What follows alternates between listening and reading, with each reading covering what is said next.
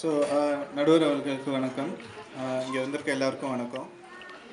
முதல்ல வந்து நான் இங்கே 3 பேர் வந்து சாபம் அப்படின்னு சொல்கிறதுக்கு உட்காந்துருக்காங்க. அவங்க ஏன் உட்காந்துருக்காங்கன்னு எனக்கு புரியல. அதனால் முதல்ல அவங்கள பற்றி கொஞ்சம் பேசணும்னு ஆசைப்பட்றேன். சியாட்டல் தமிழ் சங்கத்தை வந்து சமூக வலைத்தளங்கள் யூஸ் பண்ணி இந்த அளவுக்கு பெரிய அளவுக்கு கொண்டு வந்திருக்கிறதுல ஒரு முக்கியமான ஆளாக இருக்கிற செக்ரட்டரி அதியமான் அவர்கள் இங்கே உட்காந்துட்ருக்காங்க.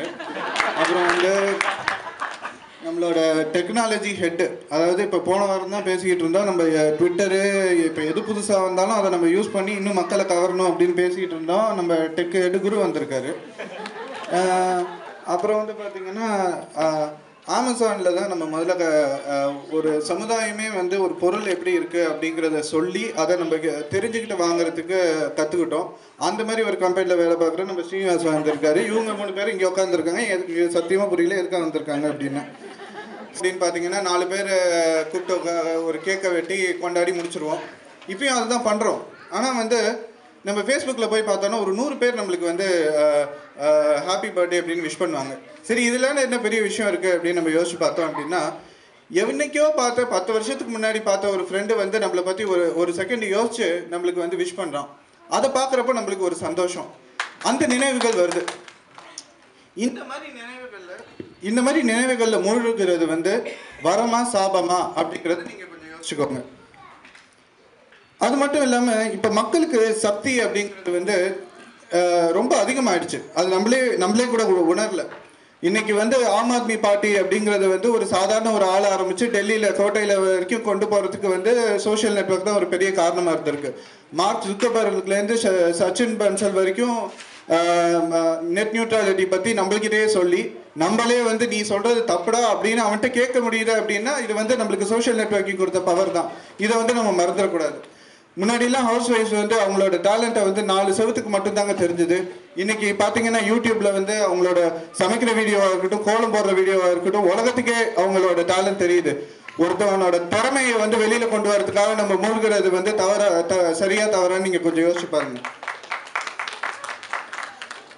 இப்போல்லாம் ஃபேமிலிஸ் அப்படின்னா, நான் வந்து சியாட்டலில் இருக்கிறேன், என்னோட அப்பா அம்மா சென்னையில் இருக்கிறாங்க, என் தம்பி வந்து சிங்கப்பூரில் இருக்கிறான், என்னோட கசின்ஸ் வந்து நியூயார்க்கில் இருக்காங்க, கலிஃபோர்னியாவில் இருக்காங்க.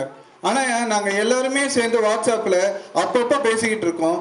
என்னோட கசினோட குழந்தை சிரிச்சதுன்னா அது எனக்கு உடனே தெரியுது, என் கசினோட குழந்தை நடந்ததுன்னா எனக்கு உடனே தெரியுது. இது முன்னாடி நம்மளால் பண்ண முடிஞ்சிருக்கா?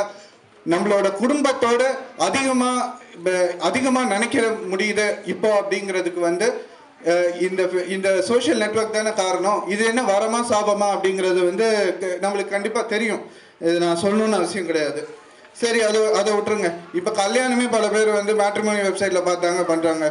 அதுவும் முன்னாடிலாம் வந்து காதல் அப்படிங்கிறது வந்து கொஞ்சம் கம்மி தான்.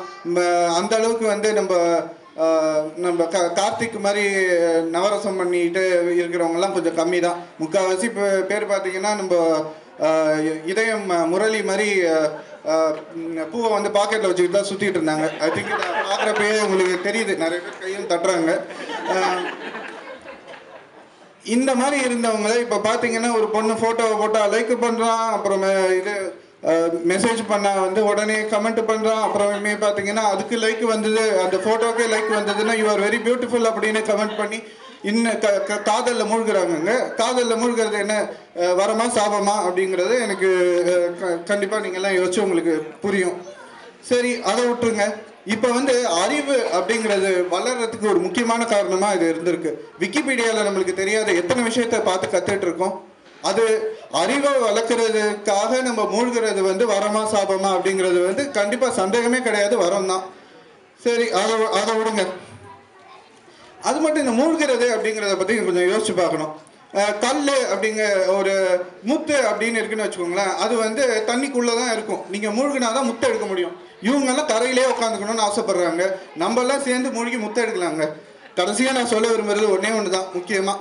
நம்ம வந்து இவங்க என்ன சொன்னாலும் இந்த காதில் வாங்கி அந்த காதில் விட்டுட்டு அமேசானில் ரிவ்யூவை பார்த்து பொருளை வாங்கலாம், ரைட்ஸ் லிஸ்ட்டில் நம்மளுக்கு தேவையில்லாத வித்துடலாம், ட்விட்டரில் ட்வீட் பண்ணலாம், எஃபியில் ஃப்ரெண்ட்ஸோட ஷேர் பண்ணலாம், வாட்ஸ்அப்பில் ஃபேமிலியோட சேட் பண்ணலாம், லிங்க்டினில் வேலையை தேடலாம், மேட்ரிமோனியில் பொண்ணை பார்க்கலாம், ஹேங் அவுட்டில் காதல் பண்ணலாம், ஐஎம்டிபியில் ரிவ்யூ படிக்கலாம், ட்ரிப் அட்வைசர் யூஸ் பண்ணி ஹனிமூன் போகலாம், கோராவில் கேள்வி கேட்கலாம், விக்கிபீடியாவில் விடையை படிக்கலாம், ஹேங் அவுட்ல காதல் பண்ணலாம், இதுலலாம் மூழ்காம நீங்க அதை நீங்க என்ன பண்ண போறீங்கிறத மட்டும் கொஞ்சம் தெளிவா சொன்னீங்கன்னா நல்லா இருக்கும்.